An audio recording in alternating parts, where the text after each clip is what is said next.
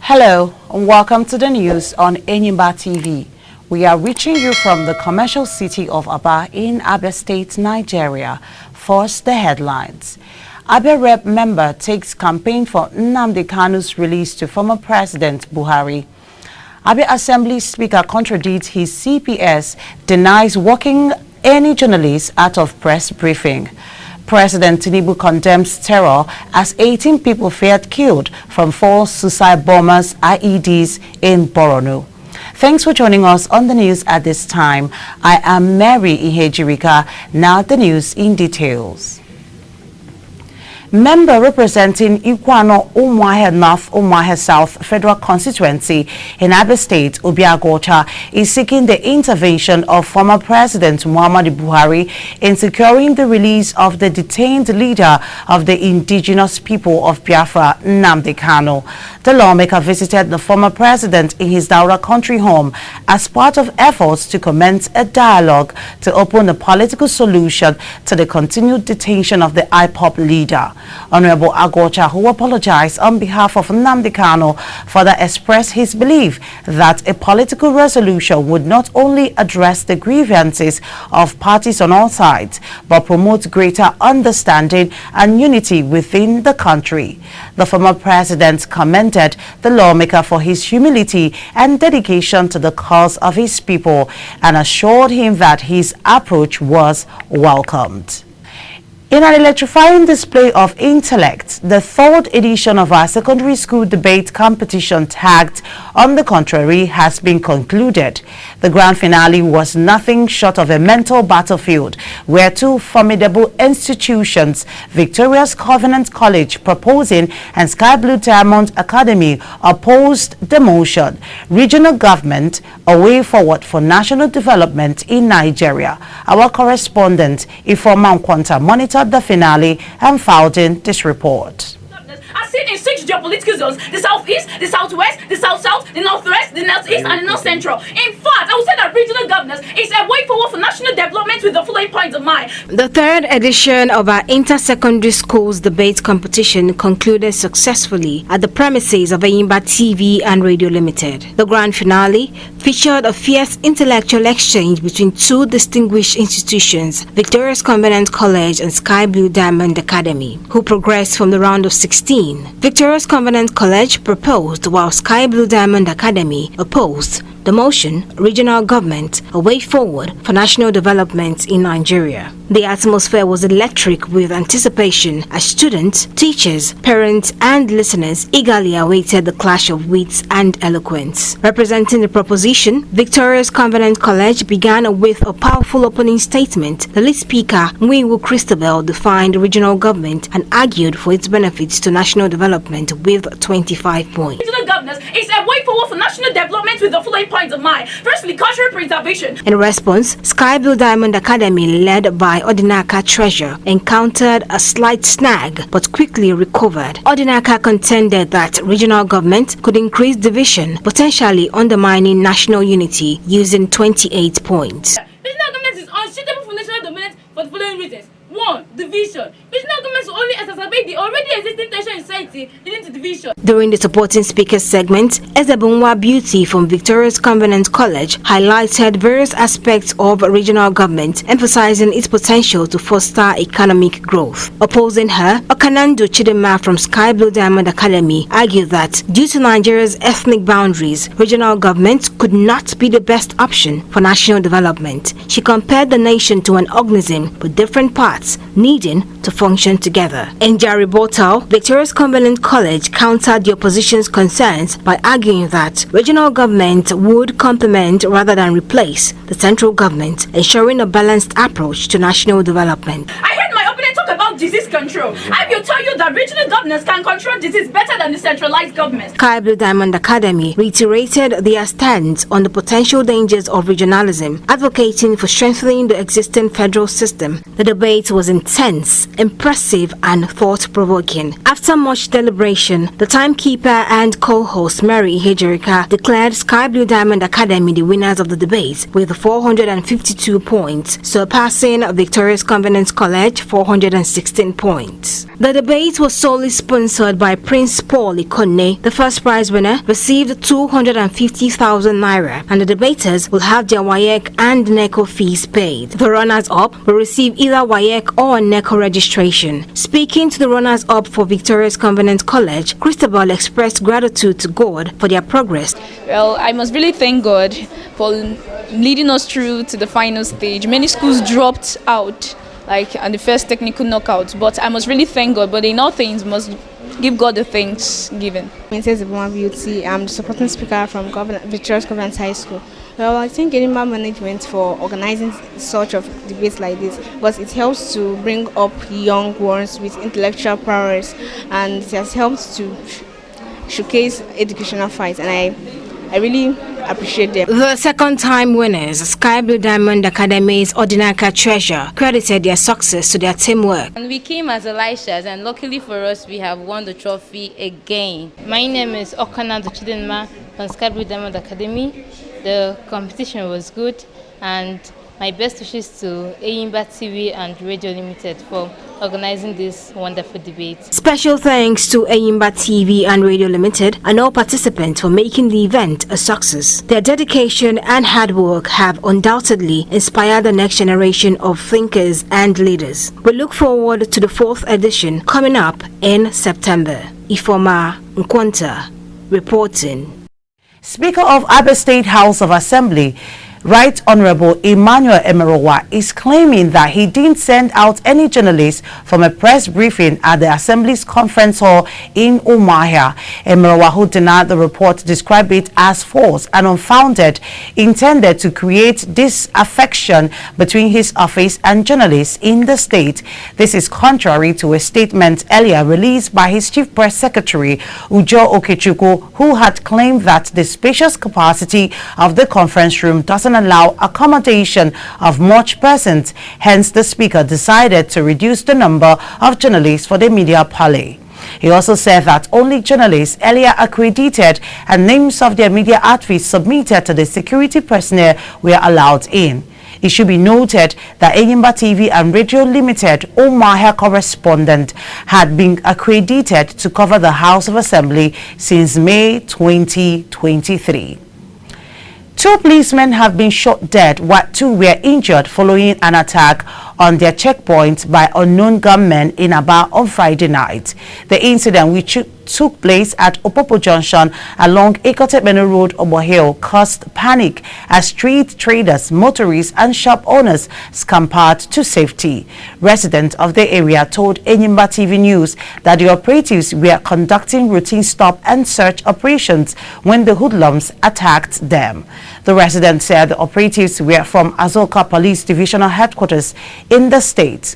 Several food items like rice, beans, garri, meat and vegetables belonging to the street traders were scattered on the road as they fled.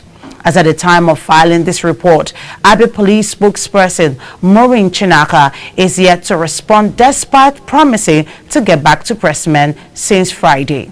Meanwhile, Abia State Governor Dr. Otti visited the families of policemen at the hospital where the wounded policemen were receiving treatment. Speaking to ENYIMBA TV News, he regretted that the attack is coming few weeks after a similar incident that involved 6 soldiers. He, however, assured that there would be a change in strategy to deal with such occurrence. Moving on. Presidential candidate of the Labour Party in the 2023 general elections, Peter Obi, has decried the spate of killings and kidnappings in several parts of the nation, calling on the federal government to nip insecurity in the bud. Briefing journalists in Onitsha, the former governor of Anambra State warned that if nothing was done to address the nation's security challenges, Nigeria might slide into a failed nation. He also condemned the agitations in the southeast, asking leaders to double their efforts in tackling the situation. Federal government says through the Presidential Compressed Natural Gas Initiative, it will shoulder 50% of the cost to convert a petrol or diesel-powered vehicle of a transporter to start running on CNG. This was disclosed at a meeting with transporters and stakeholders in the transportation sector in Abuja, where they are now looking at between 600,000 naira and 750,000 naira per transporter, from 1.2 million naira and 1.5 million naira to convert their vehicles. Program Director of the Presidential Initiative, Michael Oluwabemi, who spoke through an official, Tosin Koka, said that the federal government will subsidize the funds required for the conversion of their vehicles for sustainable transportation through CNG adoption. Vice President Kashim Shettima is dismissing insinuations about President Bola Tinubu's health, saying his principal is a man full of ideas. In a town hall meeting by the Presidential Enabling Business Environment Council, PEPEC, held at the banquet hall of the State House in Abuja, Shettima faulted comment about Tinubu's health status. The Vice President called for fairness in assessing President Tinubu's leadership amidst economic turbulence, pointing out that no economy is immune from the current global economic climate. President Bola Tinubu is condemning Saturday's suicide bomb blast in Borno State, describing it as a desperate act of terror. 18 people were killed when 4 suicide bombers set off improvised explosive devices, IEDs, in Goza, the northeastern state. Hours later, the presidency issued a statement commiserating with the victims' families as well as Borno state government. The attack, one of the deadliest reported in the state in recent months, injured more than 30 persons. The degree of injuries ranges from abdominal ruptures to skull and limb fractures. A survivor said the first bomber was carrying a baby on her back when she stormed the venue and detonated the IED. As people gathered to bury those killed at the wedding, he said a third bomber, a lady, detonated another IED with a lot of casualties, while emergency officials were in the hospital coordinating the rescue mission. A fourth blast was set off by a female teenager. Meanwhile, former Vice President Atiku Abubakar says the lackluster posture of the federal government is reversing military successes recorded against terrorists in Nigeria's northeast geopolitical zone. The opposition figure condemned the recent suicide bombings by terrorists in Goza, Borno State. He asked the federal government to wake up and make sure that the northeast does not slide back into a theater of terrorism and extreme violence. You are watching ENYIMBA TV News. After the short break, the news continues with foreign, business and sports updates. Please stay tuned. We'll be right back.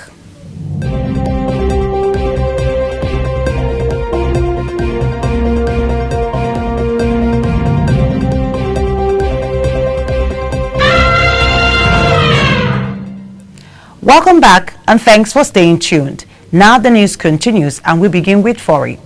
Hundreds of people marched in the Kenyan capital, Nairobi, to honor those who died in anti-government demonstrations last week, as President William Ruto insisted that he has no blood on his hands. Rights groups say at least 30 people died in protests driven by a government drive to substantially raise taxes in the East African country. Following the violence, Ruto announced an about-turn earlier this week, saying he would listen to the people and would not sign the finance bill into law. Ruto, in a television interview, put the toll at 19, the first figures issued by the authorities, and promised a full investigation into the death. and on business. Nigeria Deposit Insurance Corporation (NDIC) says the account name discrepancies on alternate accounts linked to the bank verification number of some defunct heritage customers are delaying the payment of their insured deposit.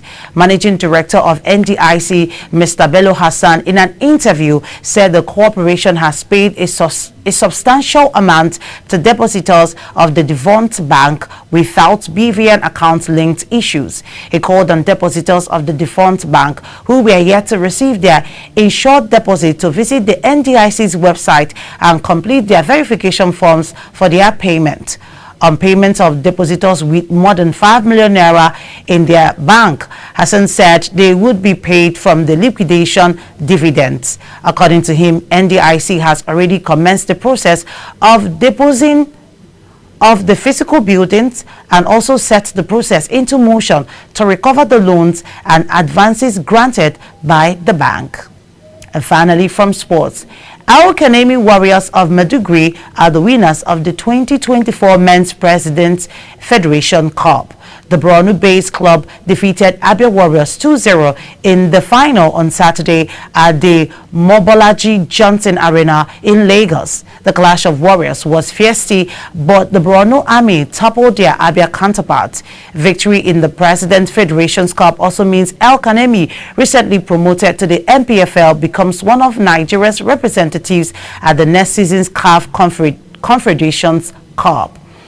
With this sports story, we wrap up this edition of news on ENYIMBA TV at this time. But before we go, here is a recap of the top stories.